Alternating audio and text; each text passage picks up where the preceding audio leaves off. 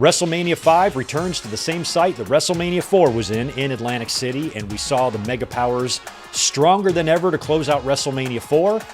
WrestleMania 5, the Mega Powers are exploding. A really fun year-long story between Hulk Hogan and Randy Savage that finally imploded on the main event NBC episode in February, just like the previous year's main event was set up on that night as well, and that was when Randy Savage turned on Hulk Hogan, attacked him in the dressing room area, hit him with the belt, and that led us to WrestleMania 5, Hogan versus Savage, and it really does hold up as one of the better WrestleMania main events. Hulk Hogan, he can wrestle when he wants to, and this match with Savage I thought was really fun. Hogan got bloody, Savage was very intense. All of his promos leading up to this match were very intense, and of course Elizabeth was stuck right in the middle of this thing because Hogan had lust in his eyes, and Savage was very jealous, and Liz didn't know where to go.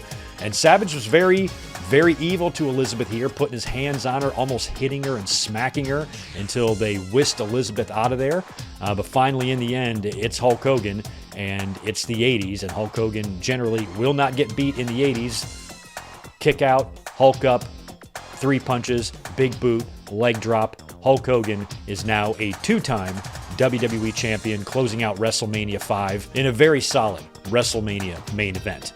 We also had another title change on this show.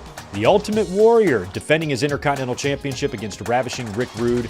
Bobby Heenan grabs a hold of the Warrior's leg, holding him down, allowing Rude to pin him, and Rude winning his only championship in WWE, the Intercontinental title, and it looked great around the waist of the Ravishing One. 1 year after winning the WWF Tag titles as a heel team, beating Strikeforce at WrestleMania 4, they're back now as a babyface team, taking on the Powers of Pain and their former manager, Mr. Fuji, in a handicap match with the titles on the line. Demolition isolate Mr. Fuji, they get him, they beat him, they pin him, and they retain the championships. It was really cool to see Fuji back in the ring, and Demolition with the record-setting tag team run here that would still go on for another couple of months before they would drop them. Another fun memory from WrestleMania 5 is the Strikeforce and Brainbusters match, where Rick Martel deserted Tito Santana, turning heel and ultimately heading off to become the Model, leaving Tito in the ring to get spike pile driven and pinned by these relative newcomers to the WWE,